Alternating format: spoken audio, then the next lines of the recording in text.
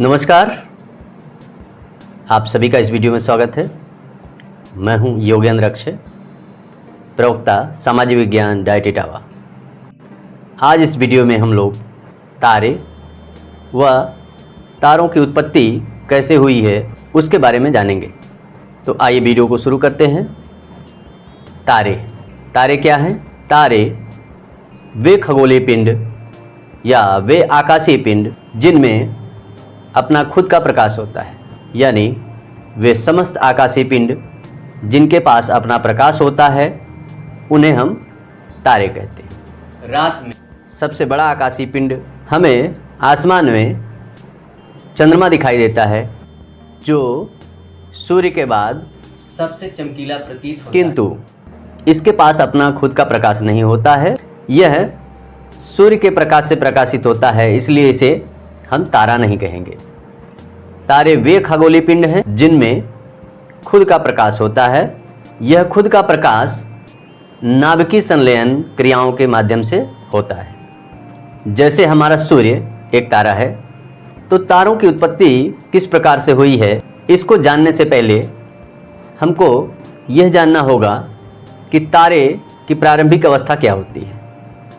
जैसा कि हम लोग जब आसमान में देखते हैं तो बहुत छोटे छोटे तारे दिखाई देते हैं हमें, और वे तारे हमें लगता है कि वो बहुत पास पास हैं, किंतु इन तारों के बीच में बहुत बड़ी दूरी होती है जो प्रकाश वर्ष में होती है। जैसे कि हमारे सूर्य के सबसे नज़दीकी तारा प्रॉक्सिमा सेंचुरी लगभग 4.25 प्रकाश वर्ष दूर है। इसी तरह से अगर हम ध्रुव तारे की बात करें तो ध्रुव तारा हमारे सूर्य से लगभग 390 प्रकाश वर्ष दूर है, यानी इन तारों के बीच में बहुत ही विशाल दूरियां होती हैं। इन तारों के बीच के जो खाली जगह हैं उन्हें हम अंतरिक्ष कहते हैं, स्पेस कहते हैं, या इन्हें अंतरतारकीय क्षेत्र कहते हैं। यह अंतरतारकीय क्षेत्र जो हमें काला दिखाई देता है, इस अंतरतारकीय क्षेत्र या माध्यम में गैस, प्लाज्मा और धूल के कण होते हैं। जहाँ पर इनका जमावड़ा अधिक हो जाता है उन्हें अंतरतारकीय बादल कहते हैं, किंतु ये प्लाज्मा, गैस और धूल के कण सर्वत्र फैले हुए होते हैं। इन अंतरतारकीय बादलों में हाइड्रोजन परमाणुवीय रूप में या आयनीकृत रूप में या आणविक रूप में रहता है। जिन अंतरतारकीय बादलों में हाइड्रोजन साधारण परमाणुओं के रूप में रहता है उसे H1 बादल कहते हैं। प्लाज्मा वाले अंतरतारकीय बादल को H2 क्षेत्र के बादल कहते हैं, और जिन बादलों में हाइड्रोजन आणविक रूप से रहता है उन्हें आणविक बादल कहते हैं। जबकि परमाणुओं और प्लाज्मा वाले बादल को छितरे बादल के रूप में जाना जाता है। जिनमें हाइड्रोजन आणविक रूप से रहता है उसे घने बादल कहते हैं। तो तारों का विकास कैसे होता है? जब अंतरतारकीय बादलों का घनत्व बढ़ने लगता है और गुरुत्वाकर्षण के कारण इसमें उपस्थित गैस, प्लाज्मा और धूल के कण पास आने लगते हैं, तो इसमें नाभिकीय संलयन क्रिया घटित होने लगती है और इसके बाद तारों का विकास होता है। जिन बादलों में नाभिकीय संलयन क्रिया शुरू होती है उन्हें हम निहारिका कहते हैं या नेबुला कहते हैं। अतः निहारिकाएं तारों की जन्मस्थली होती है। मुख्य अनुक्रम के तारे वे तारे जिनका विकास गैस व धूल कणों के आकर्षण के कारण केंद्रीय भाग में हाइड्रोजन और हीलियम के परमाणुओं के संलयन के द्वारा होता है, वे मुख्य अनुक्रम के तारे कहलाते हैं। नाभिकीय संलयन उच्च ताप पर घटित होती है। नाभिकीय संलयन क्रिया 10 की घात 7 से लेकर के 10 की घात 28 डिग्री सेल्सियस तापमान पर शुरू होती है। ब्रह्मांड में पाए जाने वाले 90% तारे मुख्य अनुक्रम के तारे। सूर्य भी मुख्य अनुक्रम का तारा है। तारे के विकास के क्रम में सर्वप्रथम प्रोटोस्टार का निर्माण होता है। उसके बाद तारा विकास की मुख्य अवस्था में आता है और अंत में सूर्य के सदृश तारे 9 से 10 अरब वर्ष बाद समाप्त हो जाते हैं, यानी इनका ईंधन समाप्त हो जाता है और ये समाप्त हो जाते हैं। किसी तारे की जीवन अवधि उसके द्रव्यमान और उससे उत्सर्जित होने वाली ऊर्जा पर निर्भर करता है। तारों का द्रव्यमान जितना बड़ा होता जाएगा उनकी जीवन अवधि उतनी ही छोटी होती जाती है। किसी तारे की जीवन अवधि उसके प्रारंभिक द्रव्यमान या आकार पर निर्भर करता है। सूर्य जितना विशाल तारा 9 से 10 अरब वर्ष तक जीवित रहता है।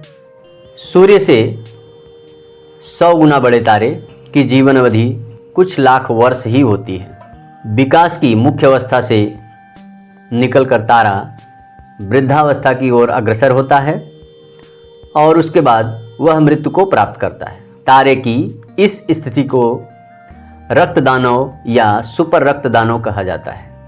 इस आधार पर तारे के जीवन को मुख्यतः 3 भागों में बांटा गया है: प्रारंभिक अवस्था या प्रोटोस्टार की अवस्था, द्वितीय अवस्था मुख्य विकास की अवस्था और तृतीय अवस्था वृद्धावस्था। तो प्रारंभिक अवस्था या प्रथम अवस्था, जिसे प्रोटोस्टार की अवस्था कहते हैं, यह अवस्था तारे के जन्म के पहले की होती है, यानी जब नेबुला में गैस व धूल के कण आपस में गुरुत्वाकर्षण के कारण पास आ जाते हैं तो उनमें हाइड्रोजन के कण और हीलियम के कण मिलकर के नाभिकीय संलयन क्रिया शुरू करते हैं। इस अवस्था को प्रोटोस्टार की अवस्था कहते हैं। नाभिकीय संलयन की क्रिया अत्यंत उच्च ताप और उच्च दाब पर होती है। इसके बाद तारा विकास की दूसरी अवस्था में पहुंचता है, जिसे मुख्य विकास की अवस्था कहते हैं। इस अवस्था में सूर्य के समान तारे 9 से 10 अरब वर्ष तक रहते हैं और उसके बाद ये तृतीय अवस्था में प्रवेश करते हैं, जिसे हम वृद्धावस्था भी कहते हैं। तृतीय अवस्था में जब तारे लगभग 9 से 10 अरब वर्ष तक अपनी जीवन अवधि पूरी कर चुके होते हैं तो इनका ईंधन समाप्त होने लगता है, जिसे हम तारे की वृद्धावस्था कहते हैं। जब तारे का ईंधन समाप्त हो जाता है तो वह लाल दानव का रूप ले लेता है, उसका आकार बढ़ने लगता है और वह मृत्यु की ओर अग्रसर हो जाता है। तारे अपनी अंतिम अवस्था में रक्तदानव या सुपर रक्तदानव में परिवर्तित हो जाते हैं। इस अवस्था में तारों का ईंधन समाप्त हो जाता है और इसमें पाए जाने वाला कार्बन लोहे और अन्य भारी तत्वों में तब्दील हो जाता है। इसके बाद इसमें तीव्र विस्फोट होता है, जिसे नोवा या सुपरनोवा विस्फोट कहते हैं।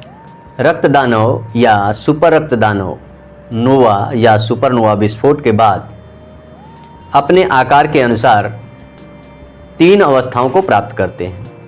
ये 3 अवस्थाएं श्वेत वामन, न्यूट्रॉन स्टार और ब्लैक होल हैं। जब तारे का द्रव्यमान विस्फोट के उपरांत सूर्य के द्रव्यमान का 1.44 गुना रह जाता है तो उसे श्वेत वामन कहते हैं।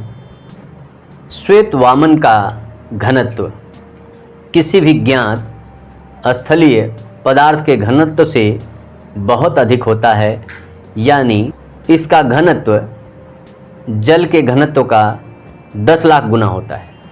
अर्थात इसके 1 चम्मच पदार्थ का द्रव्यमान लगभग 10 क्विंटल होता है। ऐसा अत्यधिक गुरुत्वाकर्षण के कारण होता है, क्योंकि उसके पदार्थ बहुत ही पास पास आ जाते हैं। 1.44 सौरिक द्रव्यमान को चंद्रशेखर सीमा कहा जाता है। जिन तारों का द्रव्यमान विस्फोट के उपरांत 1.44 सौरिक द्रव्यमान से लेकर के 3 सौरिक द्रव्यमान तक होता है उन्हें न्यूट्रॉन तारा कहते हैं। इसमें पदार्थ का घनत्व और द्रव्यमान बहुत अधिक होता है, क्योंकि इन पदार्थों में इलेक्ट्रॉन नहीं होता है, केवल न्यूट्रॉन होते हैं, जिसकी वजह से उनमें स्पेस नहीं होता है और घनत्व बहुत ही अधिक होता है।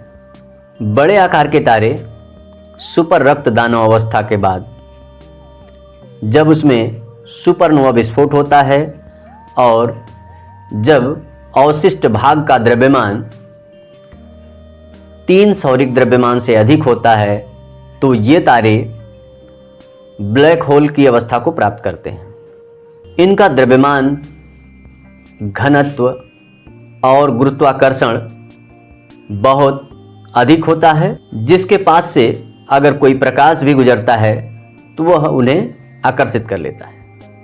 ब्लैक होल ऐसे आकाशीय पिंड हैं जिन्हें देखा नहीं जा सकता है, क्योंकि वही वस्तु दिखाई देती है जहां से प्रकाश आता है। अगर हम किसी वस्तु पर प्रकाश डालें और वहां से प्रकाश परावर्तित होकर नहीं आता है तो वह वस्तु हमें नहीं दिखाई देती है। ब्लैक होल भी इसी तरह के खगोलीय पिंड हैं जहां से प्रकाश नहीं उत्पन्न होता है, यानी वे प्रकाश को भी अपनी तरफ आकर्षित कर लेते हैं। यह पूरी तरह से निश्चित नहीं हुआ है कि किस आकार का तारा विस्फोट के उपरांत 1.44 सौरिक द्रव्यमान को प्राप्त करेगा, किंतु ऐसा माना गया है कि सूर्य से लगभग 8 गुने आकार के तारे विस्फोट के उपरांत 1.44 सौरिक द्रव्यमान को प्राप्त करते हैं, यानी वे श्वेत वामन बनते हैं। उससे अधिक आकार के तारे न्यूट्रॉन तारे या ब्लैक होल बनते हैं। तो इस वीडियो में इतना ही। ये वीडियो आपको कैसी लगी कमेंट करके ज़रूर बताएं। Thank you.